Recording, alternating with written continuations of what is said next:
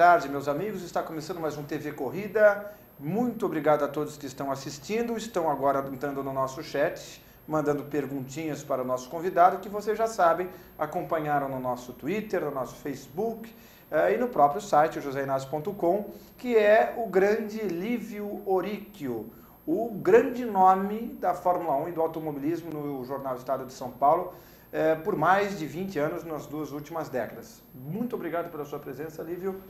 Obrigado a você pela oportunidade de falar um pouquinho sobre o assunto que, pelo que eu entendi rapidamente na conversa com você, é uma paixão em comum, o automobilismo. Sim, eu sou um apaixonado mesmo. Acho que todo mundo que assiste a gente aqui no programa também curte muito automobilismo. E não tem como falar de automobilismo sem você entrar em Fórmula 1, que acaba sendo o carro-chefe, não só em termos de audiência, mas de exposição na mídia, de repercussão. É o que o povo pede. Se a gente não fala de Fórmula 1 aqui, as perguntas invariavelmente levam para lá. Hoje vamos falar um especial sobre corrida de bigas. Não vai durar 30 segundos até alguém vir falar, escuta aí o Schumacher, como é que tá? Não vai notícia? Então, acaba sempre vindo por esse lado mesmo. E você, com a sua experiência fantástica dos últimos mais de 20 anos, acompanhando em loco a Fórmula 1, morando na Europa, portanto, estando no continente onde as coisas acontecem, a poucas horas de todas as pessoas, de todos os atores, você tem um ponto de vista privilegiadíssimo desse mundo. Como você entrou no mundo do automobilismo? Bom, pelo mesmo motivo que nós estamos aqui hoje, paixão. Eu fui criado no bairro do em São Paulo, onde eu nasci, e de origem italiana. E lá eu era colega de classe do Camelinho Cristóforo, que o pai, nos anos 60, era um ídolo de quem gostava de automobilismo. Então você nasce nessa atmosfera de corrida de automóvel. E na minha própria casa também, minha família, os italianos em geral gostam de automobilismo. A Ferrari é um assunto muito em evidência, mas não só a Ferrari, Alfa Romeo, Lancia, Maserati e tantas outras. Então você, desde que nasce, você tem contato com o automobilismo. Na maioria das vezes, quando isso acontece, você acaba enveredando também por esse caminho, seja como hobby ou, no meu caso, como profissão. Eu faço exatamente o que eu gosto de fazer. O que eu gostaria de fazer é o que eu faço. Mas quando você entrou na parte de imprensa, você já foi com esse objetivo ou você foi aberto? De repente eu falo de economia, de repente eu falo de comportamento e as coisas acabaram te levando para um lado, ou você já foi com essa meta definida, vamos dizer assim? Olha, te dou um exemplo disso. Quando eu comecei no jornalismo, eu comecei na revisão do Estadão, empresa que eu deixei agora depois de 20 e poucos anos. Estou falando aí de 87, começo de 87. E lá, na revisão, eu tive a chance de passar como repórter de economia. E eu agradeci a oportunidade e não aceitei. E as pessoas na época diziam, mas como? Você não vai aceitar essa oportunidade e tal? Não, porque se eu for fazer economia, eu vou fugir um pouco do meu foco, que é o automobilismo. E haja vista que eu depois saí do Estadão para ser editor, mesmo sem experiência nenhuma, de um caderno de automóveis que era do Shopping News, o Automotor News. E lá, essencialmente, eu fui aprender a ser jornalista e entender melhor como associar automobilismo com jornalismo. Interessante. Você trouxe um assunto bem relevante, que é o fato de, em tese, a sua formação formal não ser jornalista. E algumas pessoas se pegam muito nisso, só que se a gente for lembrar, você não é o primeiro, nem o segundo, nem o terceiro e nem o último que se torna jornalista de grande eficiência na prática, na experiência. E, inclusive, porque mais tempo atrás não existia faculdade de jornalismo, muito tempo atrás, e nem por isso deixava de ser jornal. Eu, na verdade, fiz faculdade de jornalismo. Né? Você fez faculdade? Então, mais essa. Eu fiz faculdade de veterinária, não me formei no curso. Amo até hoje vida selvagem. Quando era pequeno, sempre vi automobilismo com uma paixão e via trabalhar em parques da África, do Quênia, da Tanzânia, da África do Sul, como algo que também me despertava e até hoje me desperta grande interesse. Mas aí, em um certo momento, eu decidi que não, isso aqui não é hobby. Automobilismo e jornalismo, eu gosto muito do jornalismo em si, haja vista que eu não faço apenas automobilismo, né? Eu falei, não, isso aqui vai ser minha profissão. Aí larguei a faculdade veterinária para fazer o jornalismo e, obviamente, me encontrei bastante no que eu faço. É interessante, eu digo porque eu não sou jornalista, e eu sempre deixei isso bem claro. Minha formação é Direito, eu sou advogado, formado, e depois eu fiz artes cênicas e sou ator. Mas, então, eu digo, não estou aqui me arvorando o papel de jornalista, mas eu estou dizendo que, a partir do momento que você se dispõe a falar de um assunto e se dispõe a estudá-lo, e você deixando claro, no meu caso, né, eu deixando claro que não estou aqui dando uma de especialista profundo de um assunto, de partes que eu não conheço, não tem nenhum problema. Por exemplo, eu não sou uma pessoa que estou na Europa, nas corridas, acompanhando os bastidores. Você está.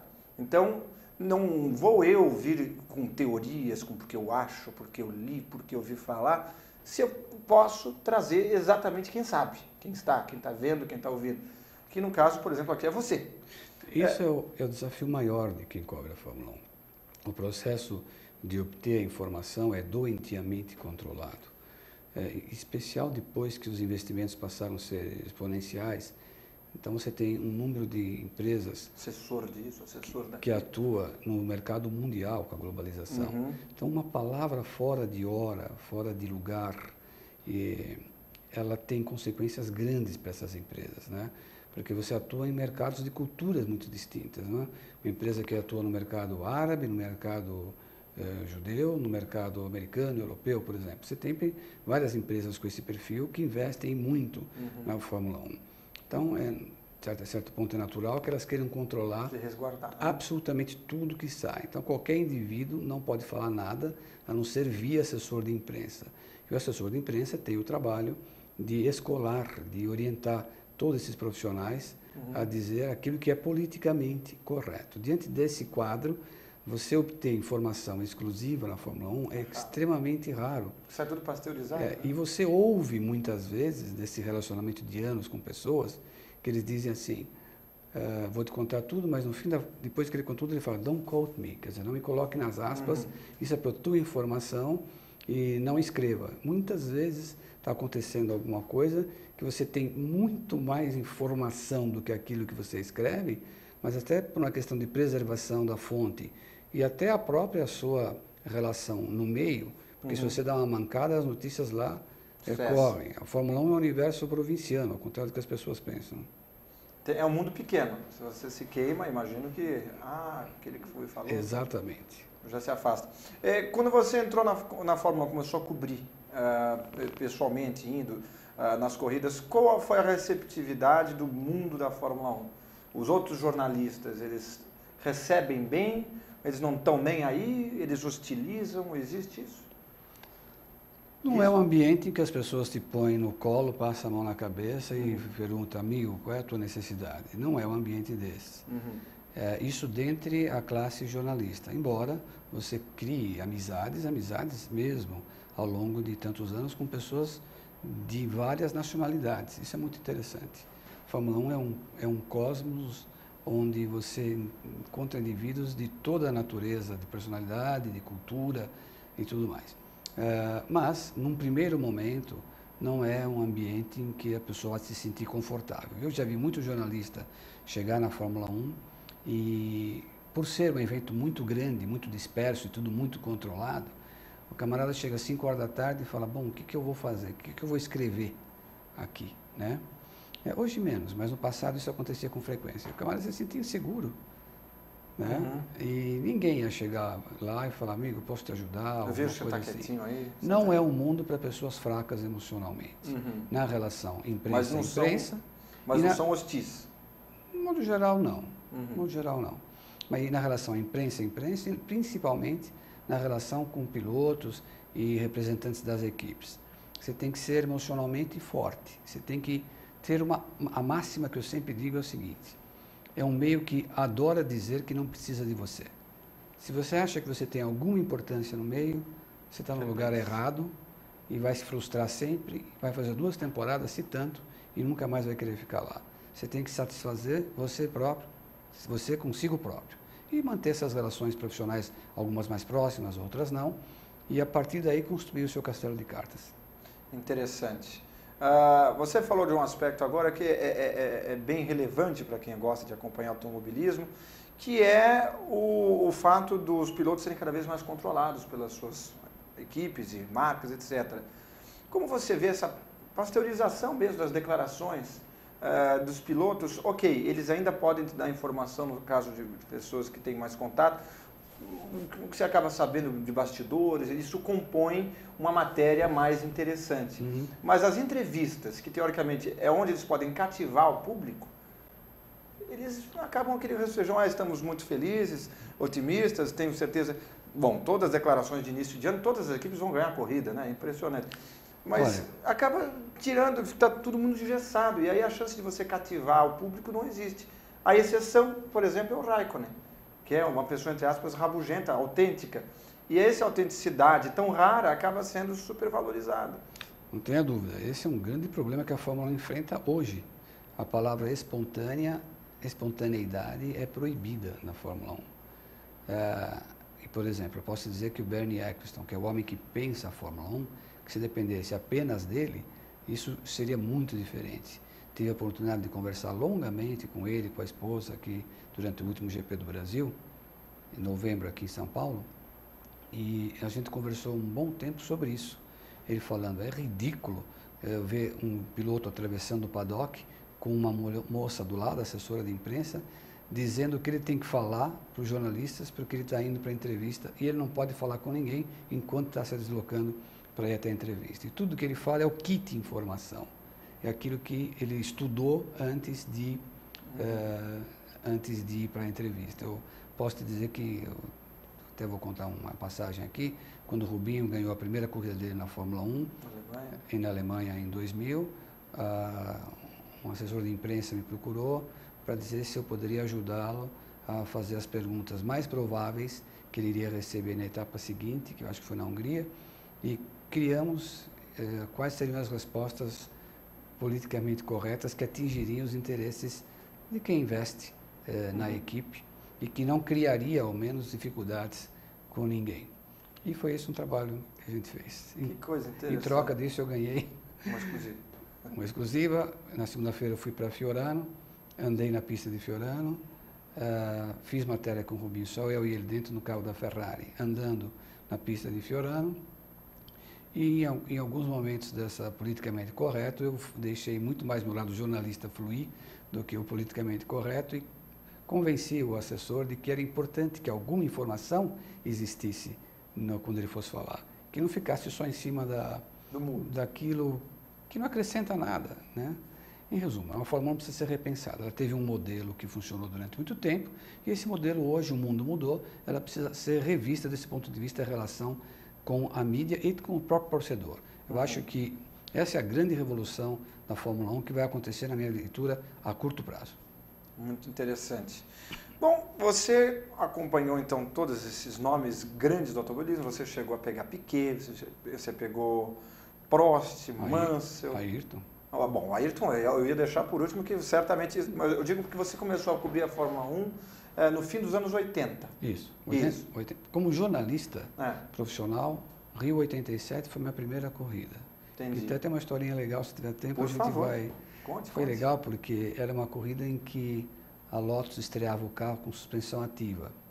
E o projetista do carro, Gerardo Carouge, um francês, todo mundo queria falar com ele. E era meu primeiro grande prêmio, uma credencial de papel que eu tinha aqui como freelance do Shopping News, imagina, e como revisor do Estadão.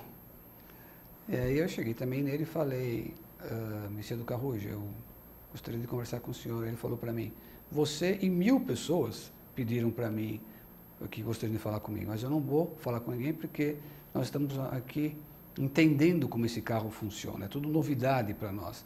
E a gente não andou num calor como a gente está enfrentando aqui no Rio de Janeiro.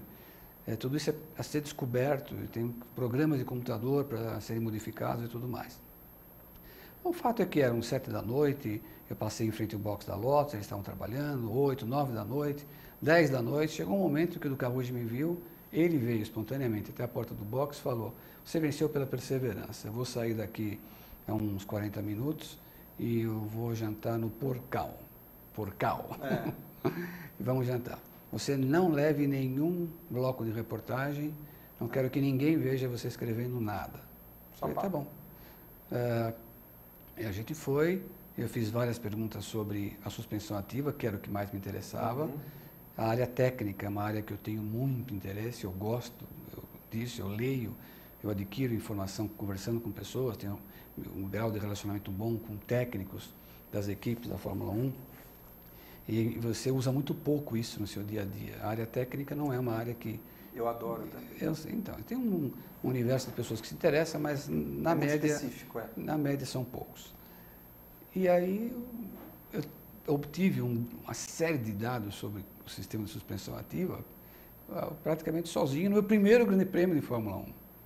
E aí na segunda-feira seguinte eu fiz a matéria para o Shopping News, que é o jornal que eu trabalhava na época, e aí ligaram para a editora do caderno perguntando quem que era esse cara que escreveu sobre isso daí, tal, com tanta informação.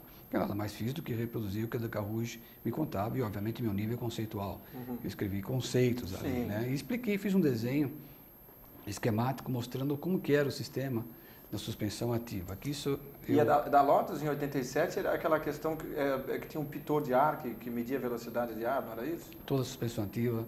Então, mas, por exemplo, mas não era frente e trás, não era as quatro, como foi na Williams em 92 já, né? Não. Já eram as quatro? Já eram 4 atuadores hidráulicos, um em cada suspensão. É porque eu vi um vídeo um tempo no YouTube mostrando a simulação da suspensão ativa da Lotus. Um vídeo de época. E eu via mais aquele movimento frente e trás para controlar a freada, a aceleração. Tudo era novidade, né? Sim, mas aí aquele vídeo que também você certamente já viu, em 92, da suspensão ativa da Williams, que as 4 suspensões trabalhando independentemente, fala, puxa, já é uma evolução. E não deixa de ser irônico, porque a Lotus que inventou e no final foi a Williams que colheu os frutos, né? O Nelson investiu muito nisso. O Nelson com o Frank Derny, que era o engenheiro da Lotus, foi com ele para a Lotus depois, mas que era da Williams, ele falou, não, esse é o caminho, eles investiram e acabaram desenvolvendo bastante a suspensão ativa. E era perfeita para o Adrian Newey, né? Porque a suspensão ativa, o que ela faz, essencialmente? Ela reduz todos os efeitos indesejáveis que interferem na sua resposta aerodinâmica. Porque quando você freia, ainda que seja milimétrica, a tua frente é abaixo. Quando você acelera, a mesma coisa. Nas curvas, se você consegue, com a suspensão ativa, atenuar todos esses efeitos, criando com que o teu assoalho fique paralelo ao solo o máximo tempo possível, é a condição que você tem quando você está no túnel de vento. Que é quando você você projeta o carro naquela condição. Então, a suspensão ativa, o que ela fazia? Fazia com que as características de um projeto no túnel de vento se transferissem muito mais do que hoje, por exemplo, para um carro, porque você estava correndo quase que num túnel de vento. E você dá essa condição para o Adrian Newey, é tudo o que ele queria. Né? Um monstro, como eu falei com o Ricardo Dívila, teve aqui algumas semanas atrás, eu falei, ele já esteve aqui algumas vezes, vocês que acompanham, vocês já viram as entrevistas dele.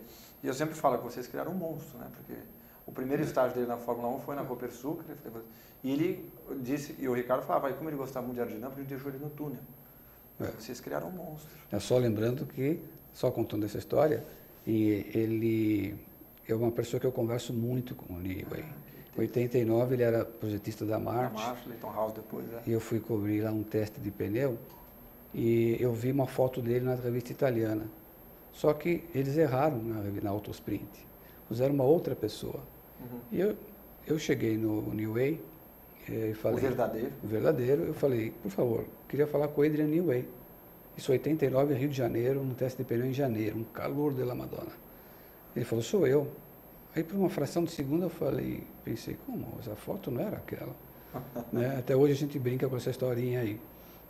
E, então, eu tenho uma relação profissional estritamente. Agora, hein? Estritamente profissional, mas um pouco mais próximo. Tenho liberdade de chegar e fazer uma pergunta e obter resposta. Bom, já que você tem exatamente essa paixão por parte técnica... Só contando essa historinha, ele se formou em engenheiro aeronáutico para trabalhar com automobilismo.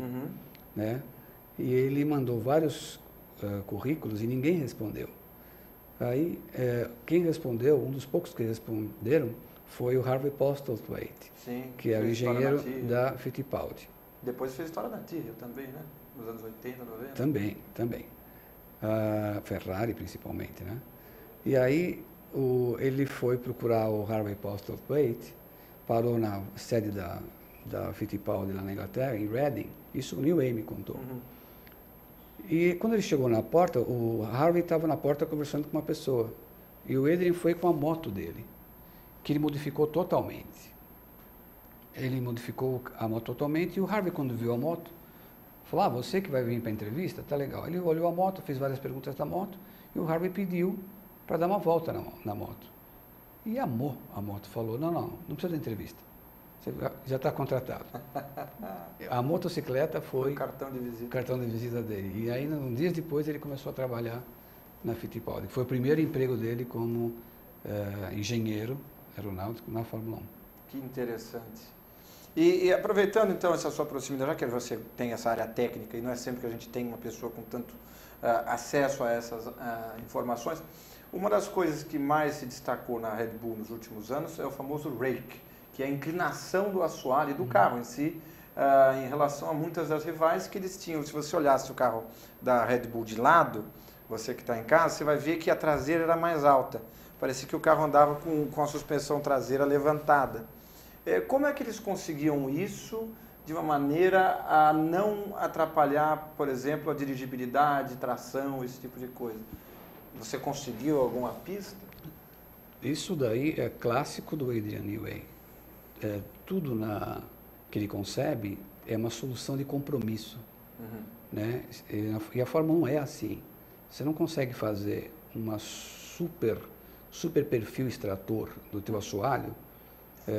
Ele é função do aerofólio dianteiro, ele é função de laterais, de defletores, de tudo. Tudo isso em conjunto funciona. O Adrian Newey sempre fala uma coisa interessante. Ele fala, o pai dele é cirurgião veterinário, mas que gosta de montar carros, né? Daí a paixão do filho.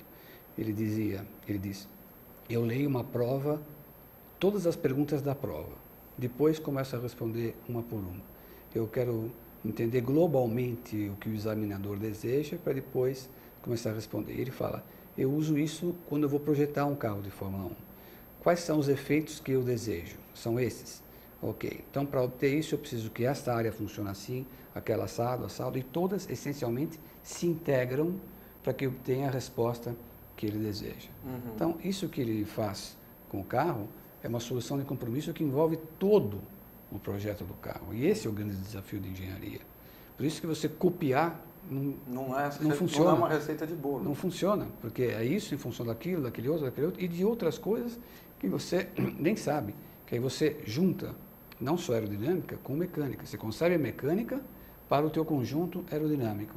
Uhum. E uma física, distribuição de peso e tal, né? Aquela coisa se você vê as suspensões do carro da Red Bull, por exemplo, como elas são feitas, muitos concebidas em função de não perturbar em nada os fluxos aerodinâmicos que foram estudados com um critério muito rigoroso para que aquilo funcione daquela maneira, gere tanta pressão a tanta velocidade, assim assado. Nos anos 90, acho que tinha não é uma piada, mas enfim, uma alegoria que falava que se dependesse do New Way, o carro ficava sem espaço para o piloto, porque atrapalha, né? Tanto que os pilotos, por exemplo, acho que era da própria Marcha, era muito apertado para eles entrarem dentro do carro. Né? O Ivan Capelli, ele é comentarista da TV italiana e é uma pessoa do meu dia a dia de relacionamento. Ivan Capelli e Maurício Gugelmin foram os pilotos que dirigiram o carro da March quando o New Way era o projetista dele. Então o Capelli conta coisas do tipo assim, para entrar no cockpit naquela época, você não tinha uma área mínima de monocoque de abertura, na frente, não na frente, a área frontal. Então o New Way ele tinha um formato trapezoidal e ele mediu exatamente os pés, né? A área que os pés ocupavam, e era aquilo à frente do carro. Quanto menor o arrasto, maior sua eficiência aerodinâmica. Então o Capelli e o Gugelmin, para entrar no carro, eles entravam com um pé, o pé esquerdo, depois faziam uma ginástica e enfiavam o outro pé para atingir a pedaleira. E encaixava aquilo lá. E tinha uma posição em que os pés tinham que ficar uma posição angular. Fora disso, também não era possível. A FIA depois estabeleceu dimensões mínimas para a parte frontal do monocoque e tal, e reduziu essa dificuldade. Então, tudo é elevado aos extremos. Infelizmente, em 94, o carro que o Newey fez para a Williams, que foi o carro que o Ayrton foi guiar, foi o ano em que todos os recursos aerodinâmicos foram retirados da Fórmula 1. Eletrônicos também, né? Sem mexer com potência, isso foi um grande erro da FIA. O carro se tornou muito difícil de ser guiado no limite, muito difícil. E é uma das razões para a gente ter tido naquele ano acidentes fatais. Tivemos 2 fatais, um que deixou o Wendlinger de molho e aquele do Rubinho na sexta-feira também em Imola. Ratzenberger no sábado, Ayrton no domingo. Tivemos os 2 fatais, exatamente. Você que estava lá em Imola, a sua impressão, foi a barra de direção que quebrou antes ou quebrou depois? Olha, incrivelmente, como é área técnica, é uma área que eu me interesso bastante, eu até hoje não tenho resposta para isso. Eu não estou 100% convencido de que a coluna de direção, não é barra, a coluna que vai do volante até a caixa de direção. Para ficar mais fino, né? Porque o Ayrton tinha pedido para diminuir a espessura, uma coisa assim. Não, o Ayrton batia com as mãos no cockpit. Então precisava puxar um pouquinho. Então, para baixar o volante, eles precisaram pegar a coluna de direção, que vai do volante até a caixa de direção, e em um determinado segmento, reduzir o diâmetro dessa coluna. Então, parte ficou com a coluna diâmetro original e parte com uma coluna menor. E a quebra se deu no ponto de solda entre esses 2 tubos, grosseiramente, aí foi isso. Isso foi o que o Instituto de Aeronáutica de Bolonha apurou na investigação que eles fizeram no caso. Quem somos nós para contestar uma decisão de engenheiros? Mas a pergunta é, quebrou no impacto ou quebrou antes? Né? Eu não estou convencido que foi antes. Entendi. Para mim, não pode ter sido depois. Eu sei que o assunto é muito polêmico, mas eu estava na sala de imprensa, eles passavam na nossa frente naquele instante e você via o carro do Ayrton bater com uma intensidade muito forte no chão, na parte traseira. O safety car tinha saído da pista, a pressão do pneu ela cai quando isso acontece. Portanto, a altura do assoalho diminui, o que explicava em grande parte aquele número de centelhas que a gente via, as fagulhas todas batendo lá. Que muita gente sente falta, inclusive, dos tempos que os bicos raspavam na ponta e saíam aquelas faíscas todas.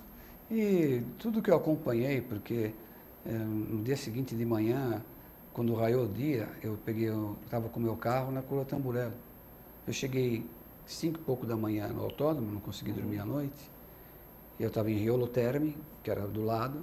Entrei no estacionamento do circuito e fui com o carro no paddock, não tinha ninguém, tinha uma cancela que impedia você entrar nos boxes, mas que estava aberta.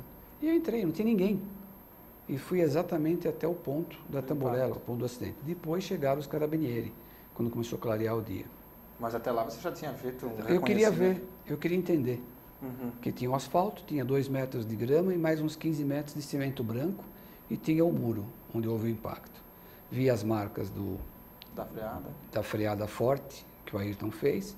E uma coisa interessante e que faz pensar que tudo isso que foi apurado, eu tenho dúvidas se procede realmente.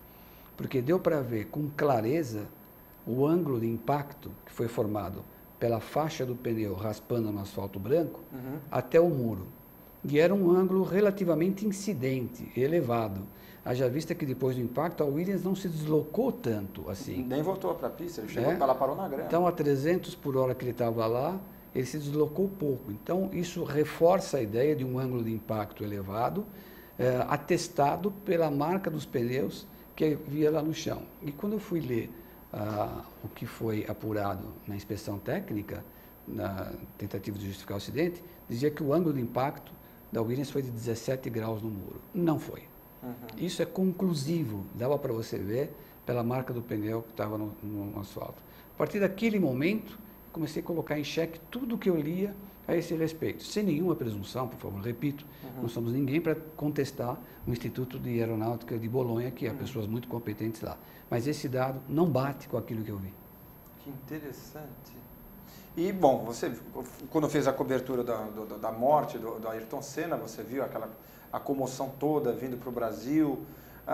E aí veio aquela famosa fase do Barrichello, que também já esteve aqui no nosso programa, onde todas as expectativas e esperanças caíram sobre ele em 95. Até em 94 um pouco, mas mais em 95.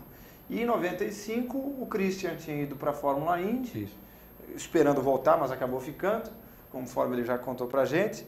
E o Diniz, era o primeiro ano, estava na Forte Corse, que era um carro muito mais lento, não tinha... A expectativa era no Rubinho. Com o agravante, ele teve grande responsabilidade nesse processo de jogar sobre si, responsabilidade muito maior. Eu mesmo tive a oportunidade de falar para ele, Rubinho, para com esse discurso, para de falar que agora a Peugeot, uma fábrica de automóveis, está junto com a Jordan, e por isso você está com um discurso, não tem mais desculpa, agora tem que ganhar. É o primeiro ano deles, a Jordan é uma equipe pequena. McLaren acabou de chutá-los porque eles quebravam, por que aqui vai ser tão diferente? É difícil você imaginar que de um instante para o outro uma equipe vai sair ganhando corrida. Não houve um mega investimento, não houve um super patrocinador que trouxesse um aporte financeiro que permitisse você recriar a tua estrutura de projeto e fabricação das peças. Muita coisa era terceirizada ainda na Jordan na época. E ele jogou sobre si toda a responsabilidade, bem maior do que já tinha. E caiu contra a opinião pública, porque o companheiro da equipe dele, o Ed Irvine, passou a ser mais rápido que ele. Isso é uma história muito legal. Se a gente tiver chance, eu vou te contar. Pode contar. Vamos contar. O Rubinho, por favor, aqui não tem... O Rubinho reclamava muito de que não conseguia brecar o carro com o pé direito, com o pé esquerdo. Ele mantinha o pé esquerdo apoiado. Ele mantinha o pé esquerdo apoiado no freio. Isso fazia com que o motor dele trabalhasse uma temperatura um pouco maior da indicada e significa perder potência. Não foi isso que fez ele perder para o Ed Irvine na primeira metade do campeonato. Foi principalmente o tempo que ele perdia por frear com o pé esquerdo, não por estar apoiado no freio. E eles tinham um problema muito grave, que entre o pedal do acelerador e o pedal do freio passava a coluna de direção. Então ele não podia deslocar o pé de um pedal para o outro. Mas havia como contornar isso. Era possível, no limite, você trabalhar essa coluna, subir um pouquinho mais, abaixar um pouco o monocoque na parte interna dele, a pedaleira, redesenhar a pedaleira para que o pedal ficasse quase apoiado no chão do monocoque e ele conseguir fazer isso. Eu mesmo tive várias vezes a oportunidade de falar com Gary Anderson, que era projetista, uma pessoa da minha relação mais próxima até hoje. E que agora saiu da BBC, né? Então, é uma pessoa muito próxima, muito querida, e eu mesmo tive a chance de falar para ele, Gary, desculpe, eu acho que você deveria ouvir o Rubinho em relação a isso, se for possível para você, tal. Aí, o que aconteceu? O Rubinho, ele era muito criticado pela opinião pública, né? E quando chegou no GP de Mônaco, eu fiz uma entrevista com o Gary Anderson, no dia que não tem treino, que é na sexta-feira. E o Gary Anderson acabou com o Rubinho. Falou que ele era um grande piloto, mas que não estava sem commitment, sem aquele comprometimento que deveria ter com a Fórmula 1, com a equipe, e isso justificava em grande parte as dificuldades dele. Tinha uma pessoa que trabalhava com ele, que estava interferindo no processo de maturidade dele, e ele marcava testes e o Rubinho chegava no dia do teste na Inglaterra, vindo do Brasil. Ele falou, não, Fórmula 1 não é isso, né? E eu escrevi tudo isso na matéria. E o Rubinho, quando leu depois, entrou em contato com o Gary Anderson e o Gary confirmou tudo que havia dito para mim, que estava na matéria. E eles lavaram a roupa suja lá e foi muito bom. Isso coincidiu com o fato de, no GP do Canadá, depois do Mônaco, fomos para o Canadá. Pódio da dupla, né? Com a vitória do Alesi, a única. Bravo. Em que lá eles estrearam um monocoque em que ele podia frear com o pé direito. O que aconteceu? Rubinho foi segundo, o Irvine foi terceiro.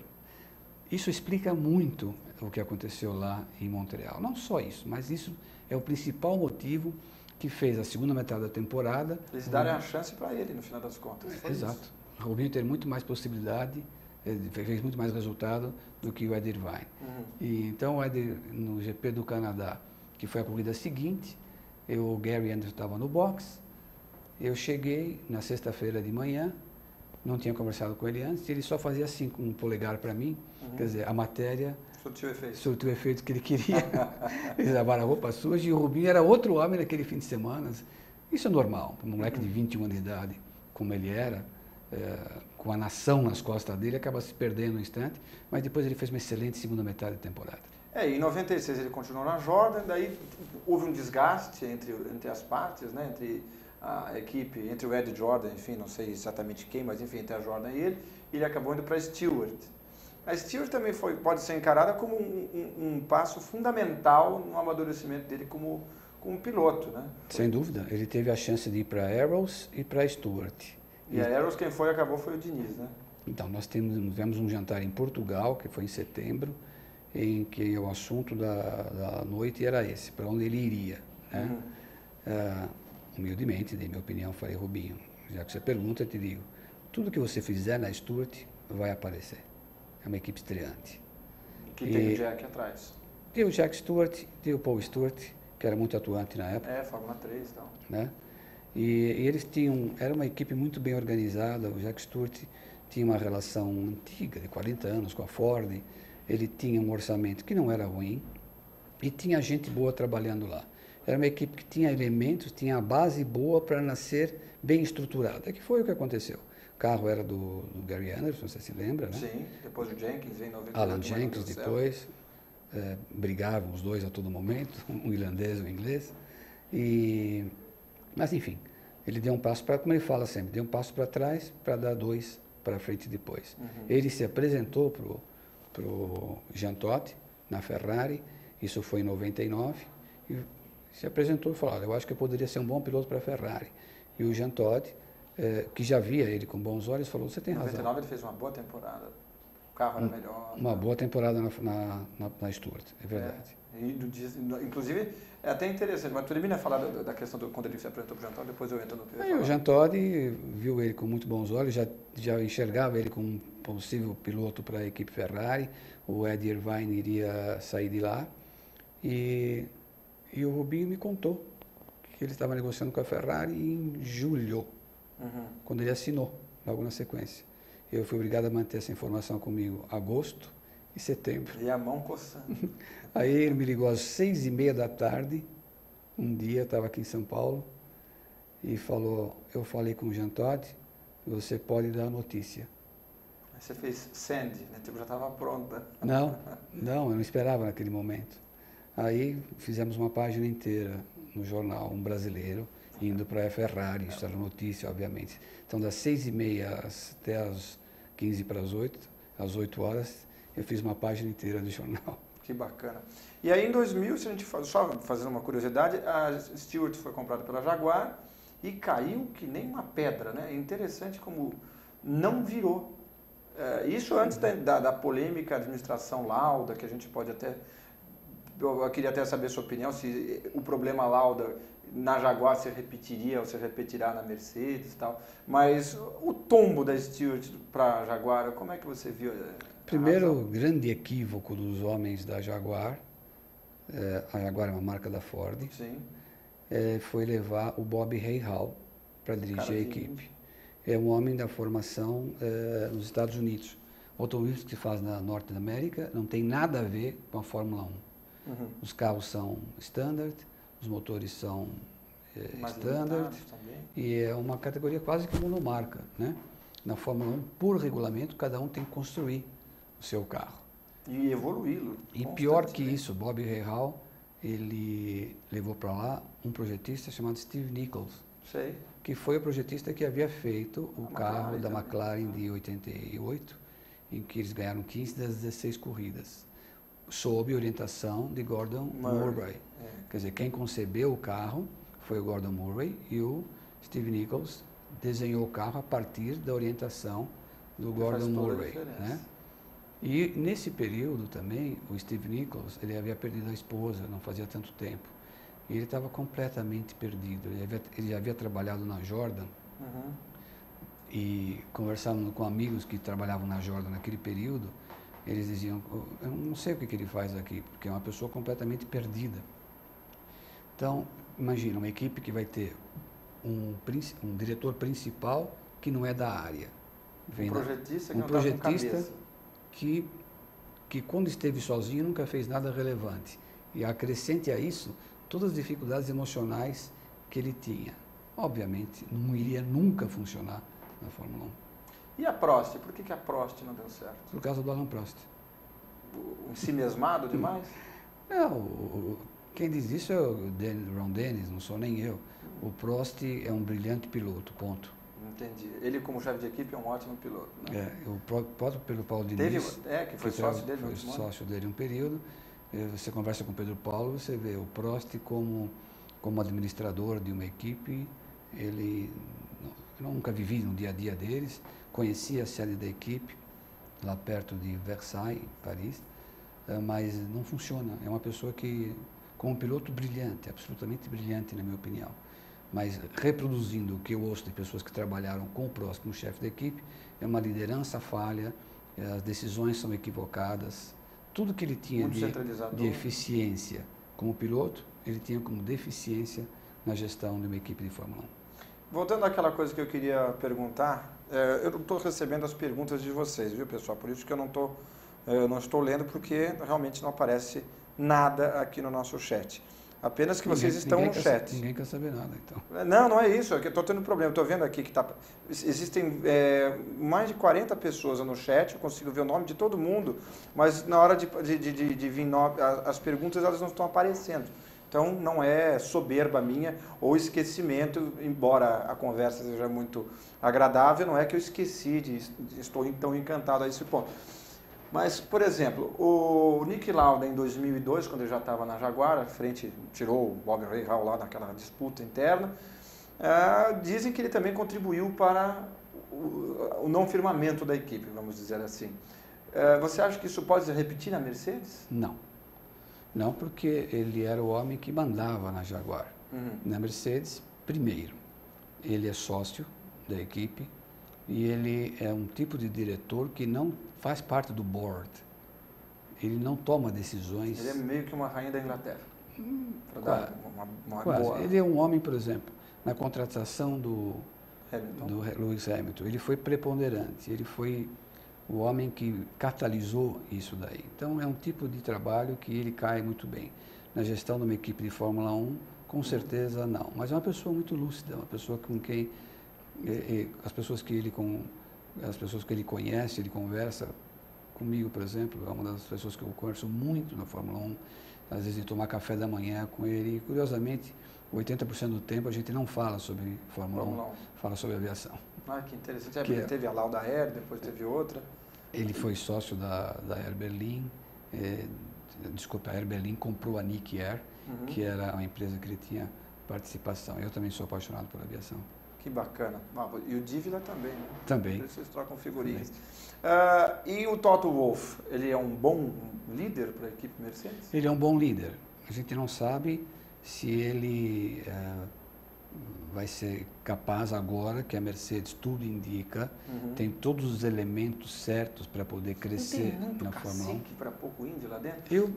Tem uns 4 ex-diretores técnicos lá dentro? Eu mesmo fiz essa pergunta na pré-temporada de 2012 para o Ross Brown. Todo mundo deu risada na hora da pergunta.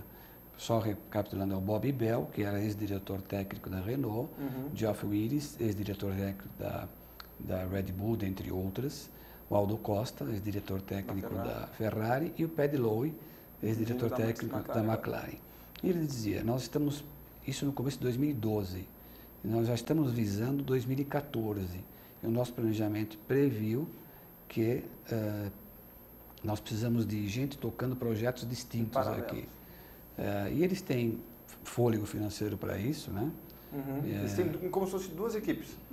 Uma para o carro, por um ano, outro já pensando no seguinte. Exato. Mas não corre o risco de sair um bicho de duas cabeças? Por exemplo, uma equipe se é melhor, então ele vai ter um ano bom ou um ano ruim. Um ano bom ou um ano ruim. A escola da McLaren também é isso, mas agora você tem que entender que então, o regulamento... o ano ruim foi da turma do ano passado. Não, mas a realidade agora é diferente. 2014, Tudo o que você tinha de conhecimento no ano anterior, muito pouco vai ser passado para os carros desse ano. Uhum. Então, nesse caso, se justifica você ter um grupo trabalhando dia e noite no projeto, porque todo o desafio de engenharia é distinto. Foi o que ele fez na Brown. Em 2008, quando ele viu que era um ano perdido, ele investiu tudo no carro de 2009, que com o motor Mercedes, Sim. que não fez mal a ninguém, Sim, colheu os frutos. sem dúvida. Também contou com a simpatia do Max Mosley para provar Principalmente. o assoalho duplo. O carro era irregular, sem dúvida nenhuma. Ele queria criar uma cisão na recém-formada FOTA, que era a Associação dos Construtores, e ele autorizou algo que sempre todos os engenheiros queriam fazer e nunca podiam, porque era irregular. Você tem um duplo difusor, você tem que alimentar a diária esse duplo difusor. E aí vinha pela lateral de baixo, né? E ele permitiu que o assoalho tivesse um recorte para alimentar isso. E isso, o regulamento, absolutamente é proibido isso. Né? Isso é uma coisa típica de Max Mosley. Foi uma aberração. E aí, inclusive, é uma coisa que muita gente... será que não vem uma equipe vem forte que nem a Brown em 2009? Vamos lembrar que a Brown veio forte em 2009 com um orçamento faustoso da Honda de 2008. Muita gente, eu digo, por exemplo, a Williams. A Williams tem pessoal muita expectativa. Eu vou discordar de você, o orçamento deles era bem restrito. Mas o carro de 2009 não foi gerado em 2008? Foi gerado em 2008, isso sim. Então, nesse sentido, não para manter o desenvolvimento, mas para concebê-lo no ano anterior. Era um orçamento robusto. No ano que ele correu, ele já não tinha o mesmo orçamento, tanto que a Red Bull alcançou e passou no final da temporada. Mas a vista que o Rubinho correu as 4 primeiras corridas e o contrato era 4 corridas. Eu vi inclusive isso, depois ele revelou. Na quinta corrida em diante, só se a equipe estivesse ganhando dinheiro, traz patrocinador. Se vai chegar um piloto com dinheiro, o Rubinho caía fora da Brown GP. Agora, só nesse discurso, 2014, isso com certeza vai acontecer. Não tenho bola de cristal, mas todos os elementos estão aí para a gente acreditar que vamos ter uma ou duas equipes que vão descobrir alguma coisa muito eficiente e vão andar bem mais do que as demais. Até serem alcançadas, né? Serem alcançadas na primeira temporada vai ser complicado. Vai exigir um dinheiro monstruoso, vai ter equipe que vai ter que repensar o carro inteiro. Que nós vamos ver provavelmente alguém que vai desenvolver uma solução que se mostre muito mais eficiente que os demais e todos vão enxergar que aquele é o caminho. Isso implica muitas vezes até você rever o monocoque do carro. Que só pode ser trocado uma vez ao longo do ano, né? Mas pode. Agora pode. Agora pode, não podia. Não podia. E você rever o monocoque do carro significa rever o conceito inteiro. Tudo no automóvel de Fórmula 1. Sim, mas eu estou dizendo que tem muita gente achando que a Williams pode dar esse pulo do gato. Pode. Mas pode no sentido deles acharem um caminho alternativo. Dizem até que a Force India teria sido essa... Mas é tudo... Tudo que se diz é na teoria. Exatamente. Ninguém andou, ninguém sabe. Não dá sabe. para saber. Como é que alguém vem dizer... A Marúcia vai vir com um foguete. Não, eu ouvi outro dia na televisão uma pessoa dizer, sem nenhum demérito a ninguém, por favor, que o motor Mercedes tem 60 cavalos a mais que o demais. Como alguém mediu no dinamômetro o motor Ferrari, Renault e Mercedes hoje para dizer que a Mercedes tem 60 cavalos a mais? Disseram até 100 em alguns lugares. Mas de onde vem? Como é possível? Informações de bastidores. Alguém de uma equipe que vai receber o motor falou, olha, a estimativa é tanto. Daí eu vi que o outro, olha, o outro está dizendo que é tanto. Eu não vou falar o meu, mas eu sei que é mais do que o dele. Daí acaba vazando. Esse é um dado estratégico de elevadíssima importância. Eu duvido que alguém abriria a boca. E além da questão, não é só potência, vai ser economia. Nossa, você vai ver gente andando das 10 voltas finais, tirando o pé para terminar a corrida. Vai ser como foi em 86, 87, quando a FIA estabeleceu que haveria motor aspirado a partir de 89. Então, 88, 87, restringiu bastante o volume de combustível no tanque para os motores turbo. Então, 87, 88, que foi o último ano com motor turbo, o tanque tinha que ter 150 litros de volume máximo. Então, você fazia uma corrida com 150 litros de combustível e pressão no bar de 2,5, no turbo de 2,5 bar.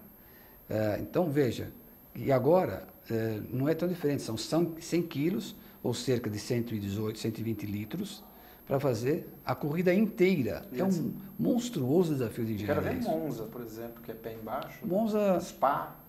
eu diria que problemas graves vão ter. Barcelona, uma pista que gasta muito combustível. Montreal, são pistas que você chega muito rápido, breca e depois tem um longo trecho de aceleração plena. Monza, como você falou, é uma delas. Montreal talvez seja... Circuitos do Tilt são todos assim, né? Acelera, breca, Isso, acelera, exato. breca, acelera, breca. Abu Dhabi vai ser terrível para você... Eu diria que vai ser fantástico para quem assiste. Vai. Nós vemos, uma vez vimos o Ayrton pegar o capacete dele e fazer assim, ó, bah! Porque ele acabou a corrida sem combustível e estava liderando a prova. Isso acho que foi em Spa-Francorchamps. 88. Previsões para 2014. Você imagina que a Williams agora se fortalecendo, com o Pat Simmons, levando alguns técnicos da Lotus, alguns outros da Force India, o Rob Smedley, que não foi anunciado, mas está no Gardening Leave e que deve assumir um cargo na fábrica da Williams. Você acha que tudo isso já pode dar frutos para esse carro de 2014? A equipe deve crescer, com certeza. Deve crescer por um fator fundamental. Quase que independente esse grupo todo que chegou para a Williams, de segundo escalão, o que é bom. Eu gosto dessa... A Lotus, ela foi a Lotus das 2 últimas temporadas, porque todos que saíram da Lotus, o que aconteceu? Os que estavam em segundo escalão ascenderam. Havia gente muito capaz lá, e eles fizeram um carro que chegou a disputar o título nos 2 últimos anos. Com um piloto brilhante, é bem verdade, foi o Kimi Raikkonen. A Williams tem uma engenharia fantástica. A sede deles. A sede deles, a engenharia deles, as transmissões que a Williams faz, por exemplo, que até fornece para outra equipe, ela... E agora para a Fórmula E? Fórmula E? A Fórmula 2 era construída... a Marussia também tinha transmissão dela, né? Tinha, e a Fórmula 2 era construída, os carros eram construídos na Williams. Então a Williams tem uma engenharia muito pródiga, muito evoluída, né? Eles faziam experimentos com câmbios, a FIA proibiu, a transmissão variável, que não tinha engrenagem, era uma variação contínua. Em 92, né? Imagina, naquela época. 92, né? 93, Então eles são... E agora, basicamente, a Fórmula 1 em 2014 é uma competição de engenharia. Você colocar um motor turbo com 2 KERS, esta unidade motriz pesando 150 quilos num carro, com uma limitação severa de 100 quilos de combustível para consumir para 305 quilômetros aproximadamente, repara que você tem aí um desafio grande de engenharia. Então, por esse lado, como o que se está solicitando de uma equipe é uma estrutura de engenharia capaz, a Williams tem. Eu acho que isso somado à chegada de um grande número de jovens de segundo escalão das equipes, deve torná-la uma equipe bem melhor do que foi ultimamente. Mas tem uma dúvida que está no ar: dinheiro. Porque saiu... De onde vem o dinheiro? Eu não sei até onde. O Maldonado saiu, mas... certamente deixou alguma coisa para sair, não, porque era até 2015. Deixou um bom dinheiro lá. Entendi. Mas mesmo assim, no não é um play, dinheiro... A pergunta permanece. Não é um dinheiro que vai garantir que você vá disputar uma temporada onde o orçamento financeiro vai ser fundamental, como esse daqui. Porque vamos falar a verdade, uma equipe como a Williams tem um orçamento na casa de uns 150, não é isso? Menos. 130, 120? Mas qual é a moeda que você está falando? Dólares. 150 milhões de dólares? 120 5 minutos. Temos 5 minutos, gente. 120 milhões de dólares, né? 120 milhões de dólares. Esse ano não é mais que isso, infelizmente. Que coisa. É metade do que vai gastar a Ferrari, Mercedes, Red Bull. Mas o dinheiro do Maldonado não era nem metade desse orçamento. Não. Então, realmente fica a pergunta, no longo prazo, médio e longo prazo, onde vem? Eles têm que apostar muito que o Felipe vai ter um poder de captação muito grande aqui, né? Que até agora não deu resultado. Bom, começou agora, vamos torcer que comece a... Aliás, até agora não saiu uma foto dele com roupa da Williams, né? No tempo do Bruno já estava com uma camisa, pelo menos, uma camisa polo com o Rubinho. Porque eles não sabem quem são os investidores lá ainda. Bom, que seja, mas com o logotipo da Williams, azul, sei lá, até agora não tem. E mais uma última pergunta ainda sobre a Fórmula 1. A Williams se fortalecendo com gente da Lotus. Agora a gente do primeiro escalão da Lotus indo para a Mercedes, indo para a Ferrari. que podemos esperar da Lotus desse ano, depois que passou por uma rapa o seu setor técnico, depois que eles tiveram um ano risível do ponto de vista de margem, onde eles ficavam dizendo que não tinha um problema financeiro e agora assumiram que tinha um rombo enorme, perderam o primeiro piloto por calote, o reserva que não usaram disse que também não recebeu o salário de garçom, e, enfim, assim vai. O que espera-se de um carro desse ano? De repente, o carro 2014 não vai ser tudo isso?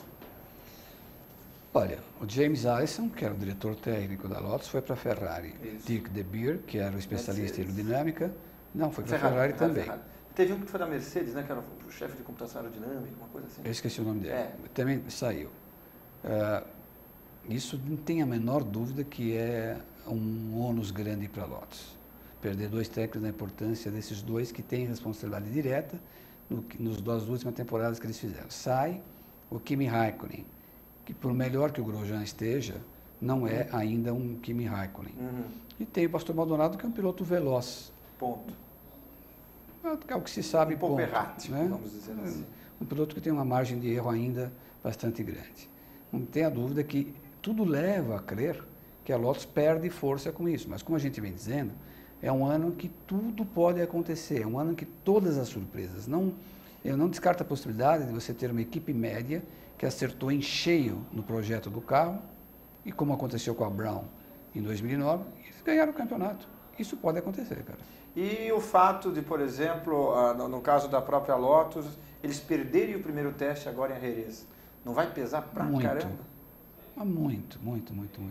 Esse primeiro teste que vamos ter em Jerez, a partir do dia 28 agora, conversando com pessoas das equipes, o teste não é um teste para ver qual é o potencial de velocidade do carro. É para fazer o carro funcionar. E ver como todas as coisas se comportam uma com a outra. É tão complexo o carro esse ano, é tão integrado às soluções de mecânicas e eletrônicas, principalmente, menos aerodinâmica, felizmente. É porque o Keres esse ano também é mais complexo, dura 33 segundos. São 180 acionamento cavalos, automático com acelerador. 180 cavalos. Então, tudo isso vai ser para ver como isso funciona, para o piloto criar intimidade com isso daí. E são 6 dias de teste para cada piloto. São 12 de pré-temporada, 6 para cada piloto. Não é nada. Então, esses 4 primeiros dias em Jerez da Fronteira são para fazer o shakedown do carro. E todas já confirmaram que vão, né? Todas. Tirando a Lotus. Inclusive, mais uma informação que eles falam errado. Estamos sabendo que não seremos as únicas a faltar. Talvez estivessem contando com a McLaren. Até agora, para eu saiba, todas. Todas. A Marussia anunciou hoje, que é a mais que estava balançando, vamos dizer assim, anunciou que vai estar lá com o carro. Isso vai fazer muita falta, com certeza. Enfim, eu queria agradecer muito a sua presença. Você trouxe informações fantásticas para todo mundo aqui do nosso programa TV Corrida. Você tem contatos? Você tem uma maneira que você queira ser encontrado? O site você está desenvolvendo? Você tem o Facebook divulgado? Facebook, assim? Livio Oríquio. Livio Oríquio com 2 Cs no Oríquio. CCH, isso. Por enquanto. E no Twitter, você não vai entrar? O Twitter é uma coisa, a minha geração é uma geração anterior a essa do Twitter, mas né? Você tem que se adaptar. Eu entendo, mas é algo assim, foge um pouco da minha filosofia. Uma última pergunta, já aproveitar que eu está terminando lá em cima do laço. Ross Brown vai para a McLaren? Não sei dizer. Eu acho que neste ano aqui, acho pouco provável. Entendi. Eu acho que ele vai curtir um pouco a vida, pescar como ele gosta de fazer, curtir a esposa e a filha lá em Manchester, onde ele gosta de ficar. Este ano pode até ir, mas acho pouco provável. Ok. Muito obrigado mais uma vez pela sua presença, obrigado a todos vocês que estão em casa. E lembrando que semana que vem estamos aqui de novo, de volta, ao vivo com o nosso programa, já coincidindo com o início da pré-temporada. Então vamos ver os primeiros carros, saber dos seus bicos horrendos. Hoje saiu o carro da Force India, mas de lado não dá para ver nada, só que o carro é preto, é bonito. E então, até semana que vem. Tchau. Tchau, tchau.